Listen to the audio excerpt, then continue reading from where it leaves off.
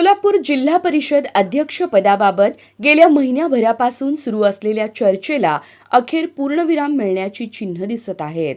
जिल्हा परिषद अध्यक्षपद बार्शी तालुक्याच्या वाट्याला जाणार असल्याचे जवळपास निश्चित झाले असून माजी आमदार राजेंद्र राऊत यांच्या गटातील दीपक वैद्य यांच्या नावावर शिक्कामोर्तब झाल्याची माहिती सूत्रांकडून मिळत आहे. दीपक वैद्य यांचे नाव निश्चित असून त्यांच्याकडून भाषणाची तयारीही करून घेतली जात असल्याची माहिती मिळत आहे. जिल्ह्यातील आमदार आणि पालकमंत्री जयकुमार गोरे यांनी सर्व आमदारांशी चर्चा करून वैद्य यांच्या नावावर एकमत केल्याचं सांगितलं जात आहे.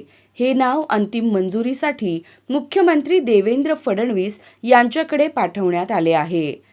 सोलापूर जिल्हा परिषदेत 68 पैकी 38 जागा जिंकत भाजपने स्पष्ट बहुमत मिळवले आहे. त्यामुळे जिल्हा परिषदेचा पहिला भाजप अध्यक्ष कोण होणार याबाबत उत्सुकता निर्माण झाली होती. सुरुवातीला शांभवी कल्याण शेट्टी, विमल खरात, रामप्पा चिवडशेट्टी आणि वंदना कांबळे यांची नावेही चर्चेत होती. मात्र अखेरीस बार्शी तालुक्याला संधी देत दीपक वैद्य यांचे नाव पुढे आले आहे.